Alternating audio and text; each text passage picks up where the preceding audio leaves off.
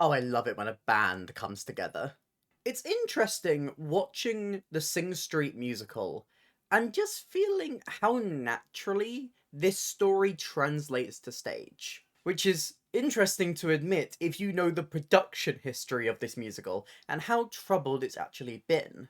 A lot of factors have kind of gone against Sing Street the musical, just sadly due to timing. After workshops and tryout performances, it finally managed to get a Broadway transfer, but these plans were eventually cancelled because, sadly, it was scheduled for April 2020. When Broadway returned, sadly, Sing Street did not go through with its Broadway transfer, but they did not let that be the end. Determined to still make a life of this musical, they continued on to Boston, and now they have arrived in London. With this musical playing at the Lyric Hammersmith this summer, with hopes of eventually making it to the West End. But now that I've seen the musical, what did I think? Does Sing Street work on stage?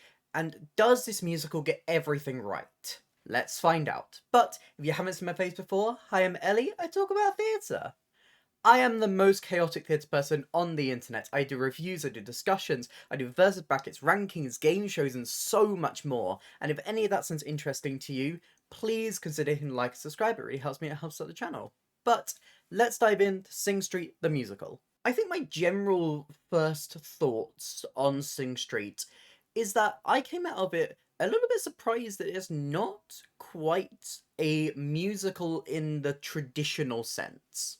Actually, if you've seen how the film tackles incorporating the music, it's quite a similar approach. And I'm quite surprised how well it works. If you don't know Sing Street, if you haven't seen the film, or have yet to see the musical itself, Sing Street follows Connor. He's a teenager in the 1980s in Dublin, and because of finance issues, he is transferred to an all-boys school. Leaving school one day, he looks across the street and sees a girl standing in a phone booth, and in an attempt to impress her, asks her to model for their band. The problem? He doesn't have a band. And what follows is this really charming story of these young people forming this band.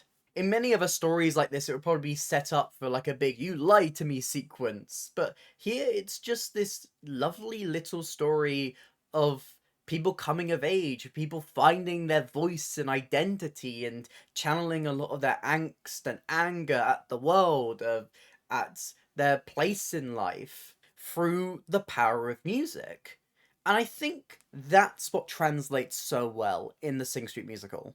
This story is fairly simple, and I do think that most times simpler stories work better on stage.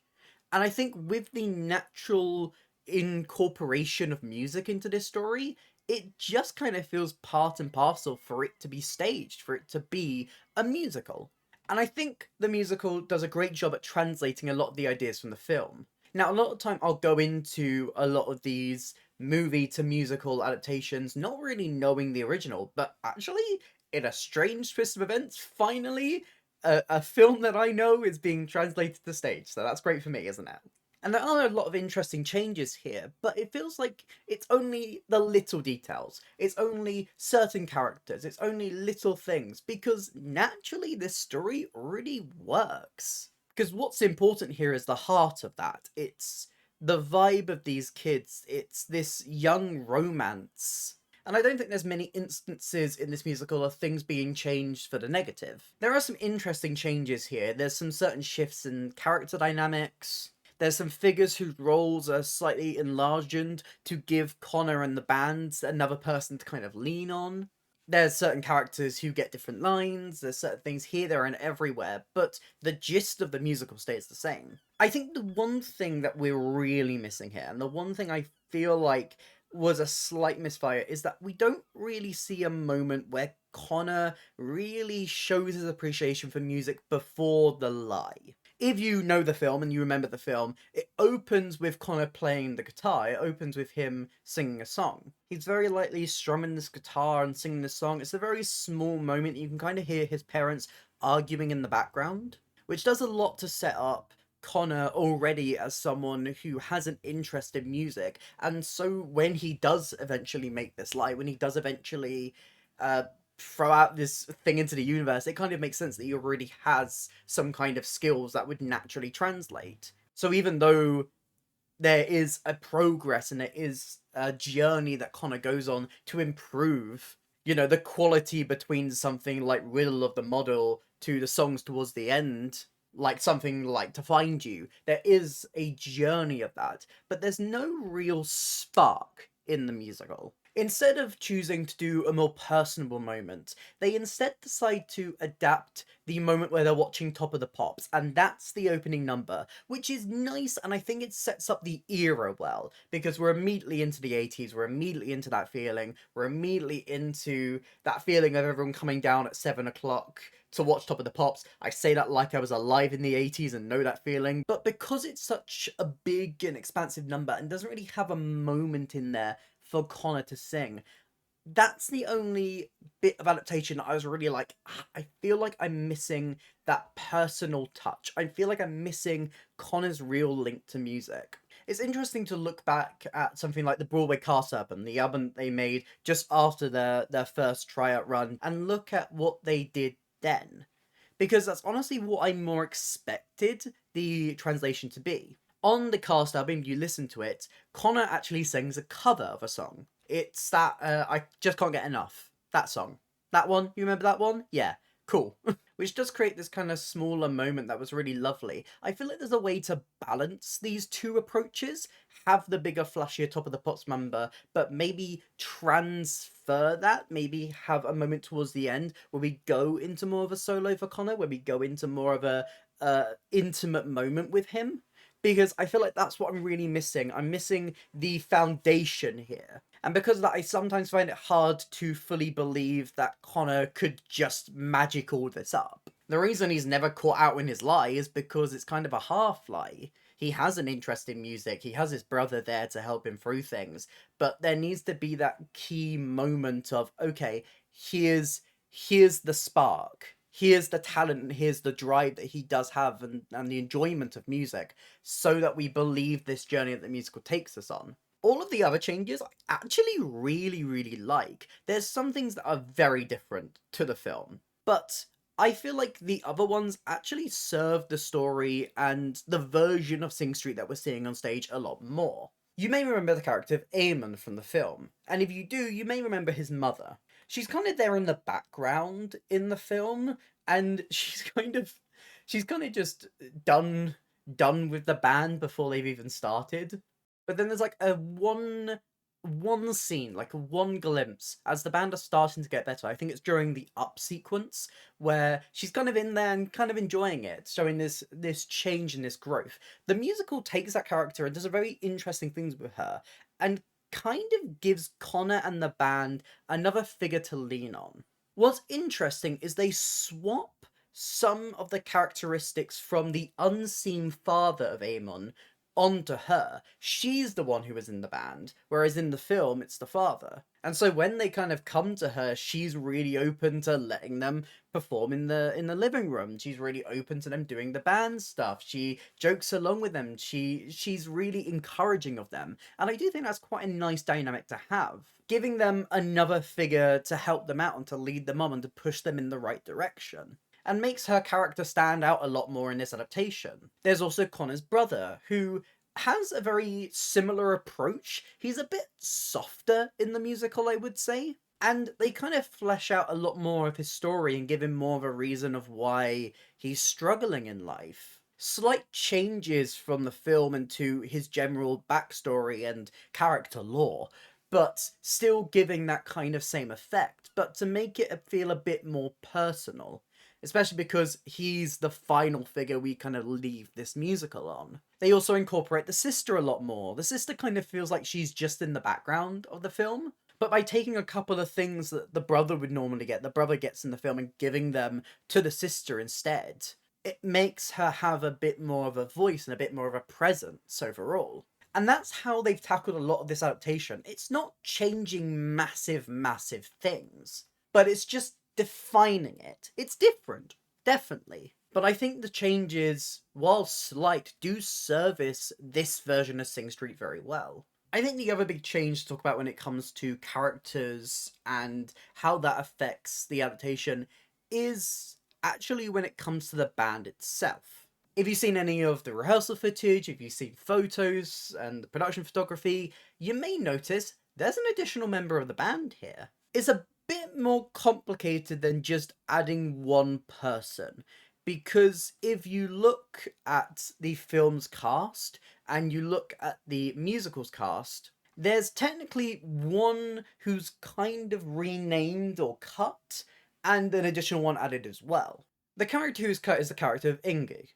And when I'm thinking about this in terms of adaptation and in terms of putting on Sing Street in 2025, I feel like some of the language from the film and some of the inflections are probably the reason why they changed this. I think it's important to mention that the film makes fun of some of the racist attitudes that come out, just because they're in a place and time where they're not really in a diverse place in the country. They don't really know how to talk or act around people who come from different backgrounds. But the musical opts not to go through with that storyline, which does make sense in terms of adaptation because it's such a small moment.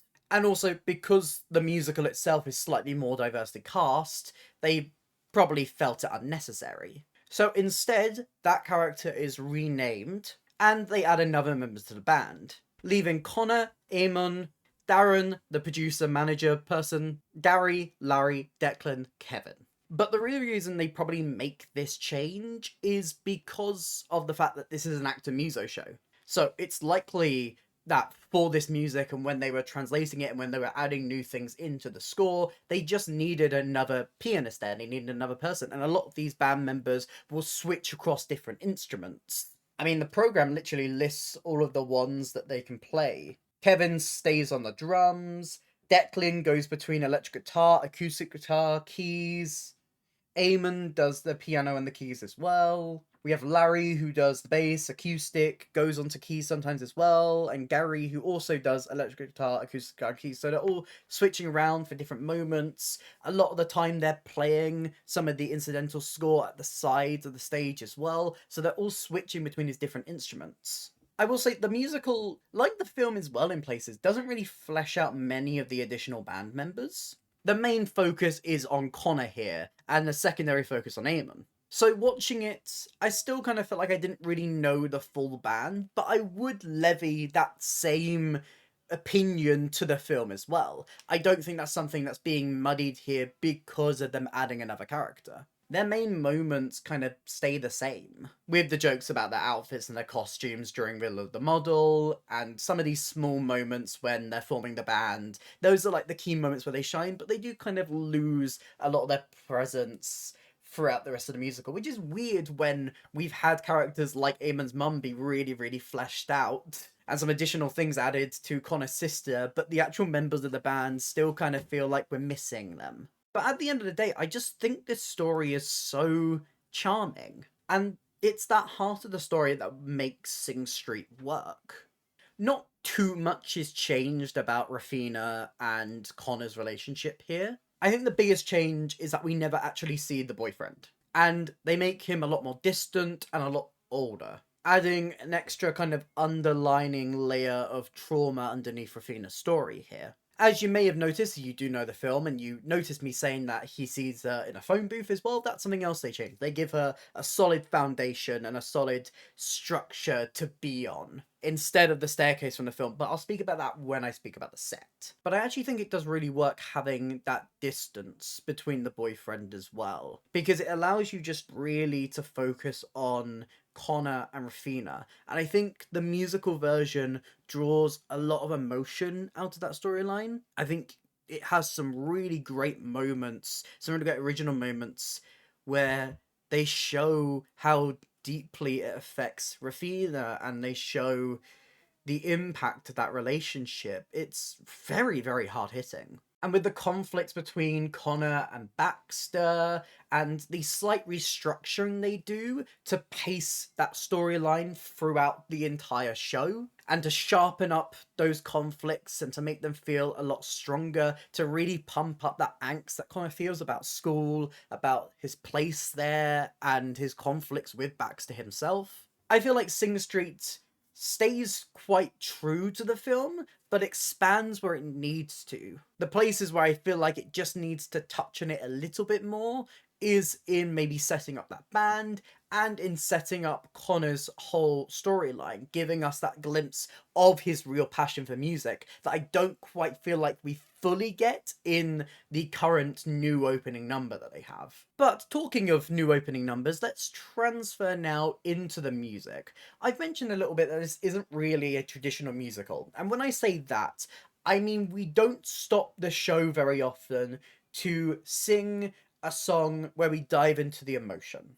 If a musical is a play where the action stops and the emotions get so high that you just sing about it, almost slightly non-diegetically in the universe, then I wouldn't really class this as a musical. But if you would call the film a musical, I do think that this would be classed as one. It kind of sits a little bit in the middle, because sometimes it tries to have its cake and eat it too.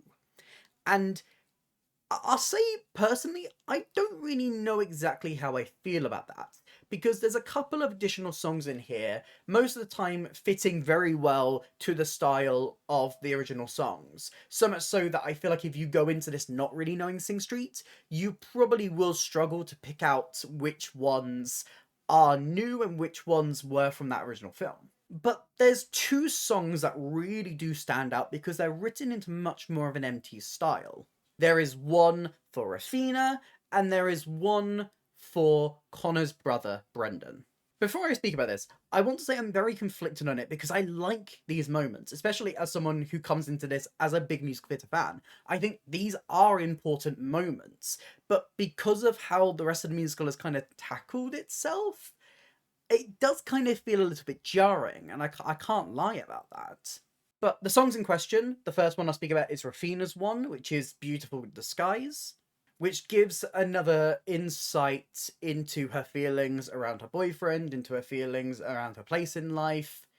And it's a very important moment to really get deeper into her story and really understand her, especially in this moment where she's there alone. We see her so much in this musical alongside Connor, alongside these other characters, where she's always kind of putting up this facade. So to actually have a moment where she allows it properly to break down, I think is really, really good. I think it's really strong.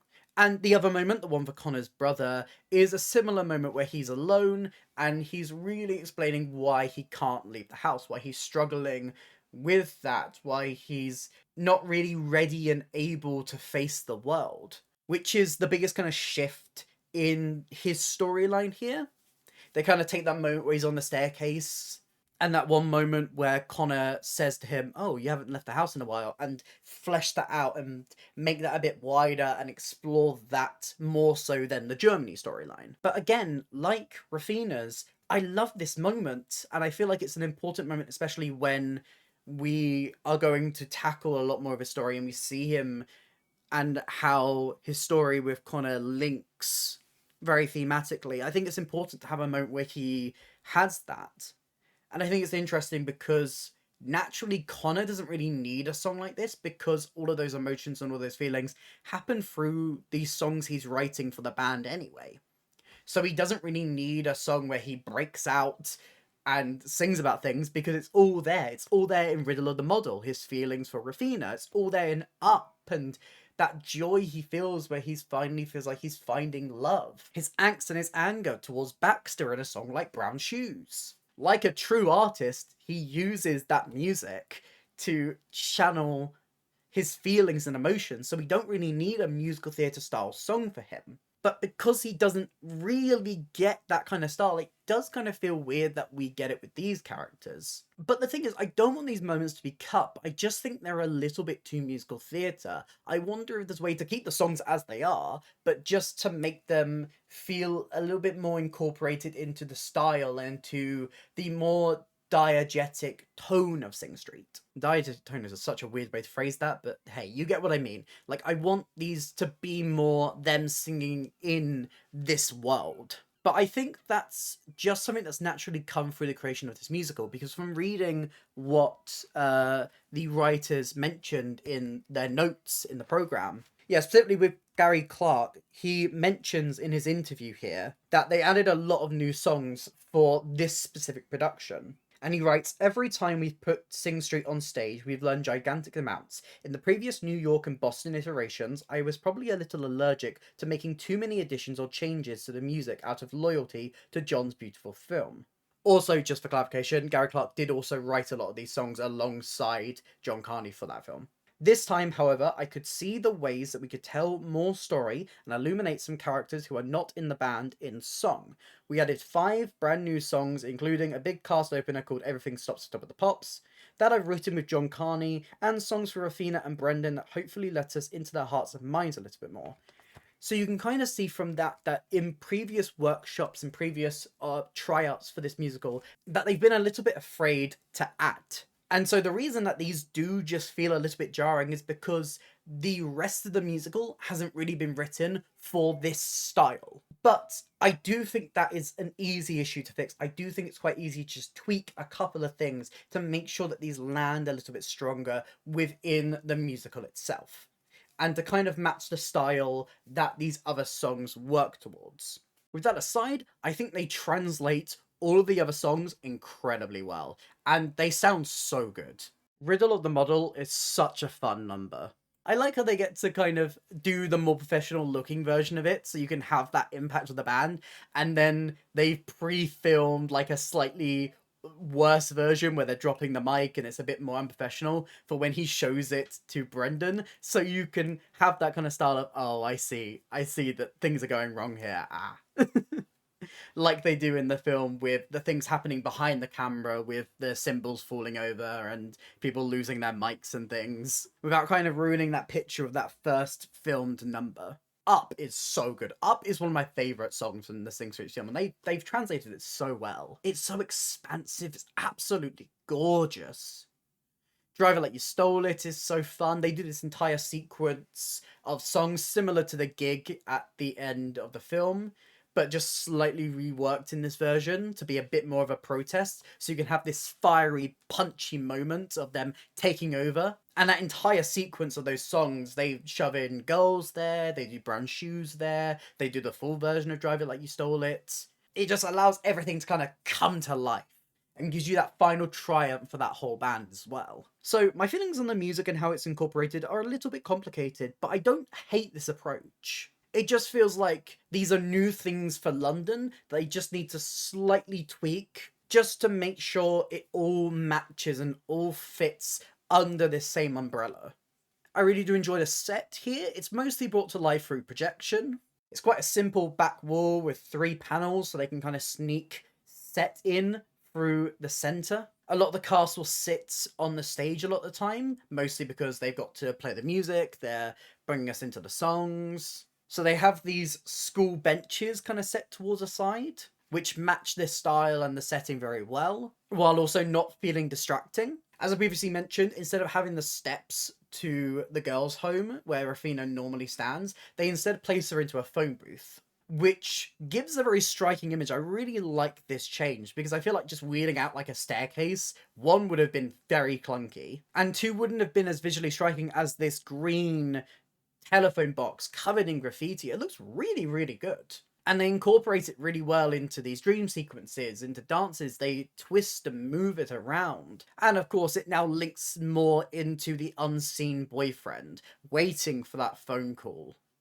It's a nice touch, a very nice touch. And I think on top of that, the musical is staged really well as well. They incorporate so much energy into things like Riddle of the Model, into Up, into these dream sequences, into this kind of interpretive dance sequence that we kind of get between Connor's brother and sister as well. There's definitely a lot to appreciate here. And finally, let's speak about this cast. First of all, I want to say, this cast, we've got a lot of, like, graduates here. We've got a lot of people doing their first musical. We've got phenomenal talent. These kids are going places. These are people you want to keep your eye on. These are professional debuts for the ages. We have Sheridan Townsley, who plays Connor, who is such an integral heart to this musical. He's instantly charming, he's instantly lovable, his relationship with Rafina is really well explored. He's an amazing talent as well. Vocally, he really sells that journey that Connor goes on. And I think it was very important for whoever takes on Connor in this musical to really take those lyrics that he's writing and bring out all of that emotion so that we can feel those lyrics, so that we can really feel that journey that is more important here as it's being set up as a musical than it may have been in the film. And Townsley does that perfectly. We have Grace Colander, who plays Rafina, so wonderfully mysterious. The second she walks out, she has the air, status, and power and stage presence that you cannot take your eye off her, which is so important because you need to feel exactly like Connor there. You need to be in utter awe of this person and need to know more. I love the moments where she gets to soften up and show us a different side of her. She really gets to explore this character and does it incredibly well. Adam Hunter is making his musical theatre debut here, and he does a fantastic job. Vocally, he sounds incredible. His version of Outside is so deeply hard-hitting. But what I think he really does sell is this care and this full relationship he has with his brother. A really great debut here. And we also have great supporting performances here from Jesse Nyakudea as Eamon, who really sells that friendship he builds up with Connor. From Cameron Hogan as Darren, who has this fantastic confidence and this air about him. And I love how that's kind of underlined a lot with his voice and his vocal performance here. That kind of slightly undermines him a little bit. So you get that real sense of someone who's trying to be a lot more professional and confident than they actually are. So I feel like matches that intention from the film very well. We have Lloyd Hutchinson as Baxter, who manages to serve the perfect balance between that strict teacher and the kind of maliciousness that he does in a lot of his actions. That slow boiling anger behind his tone and his delivery. So you get that vibe of someone who's trying to hold back and just absolutely can't. I really love Jack James Ryan as Barry and the journey that they take that character on. That's something I really love about the film, and the twist that they turn with his character and give him that slight redemption. And they change a lot about how they do that in the musical, but I feel like it works just as well. And a lot of that is down to the performance here and always having that sense of something behind the cruelty that he delivers and the bullying that he gives, showing that it isn't really about Connor or the band. Jenny Fitzgerald is a really lovely additional presence in here as Eamon's mom Sandra. An additional influence here, and a really lovely presence. And I want to shout out the rest of this band as a whole as well. Indiana Hawks, Harry Curley, Matthew Phillip, and Seb Robinson. Oh my god, these guys are talented. Effortlessly funny and so good on all of their respective instruments, swapping between them like it's nothing. Because of some of the staging of this musical, it's not like a traditional actor muso where they're like front and center with the instruments at all times. Sometimes they're kind of hidden away towards the side and towards the back. So you don't really get like the full impact of how good they are. But if you take some time while you're watching this musical to just look at the band, you can see just how talented these kids are. I think the Sing Street musical is almost ready. It is one or two little tweaks off from being perfect. From being a great adaptation of this film that when I first watched it, I didn't really love, but now I've come back to it, I appreciate so much more. The musical has its own identity, but is as faithful as it needs to be as well. It's managed to strike this very careful balance that really makes this stand up on its own. Now, if the West End is the goal for this show, I do think that with these final touches, it could do really well. It has this certain energy and this vibe that I don't think we've really seen in a musical since something like Spring Awakening. And that really, really excites me. I would highly recommend the Sing Street musical if you haven't seen it, and I really hope there's a future for this show.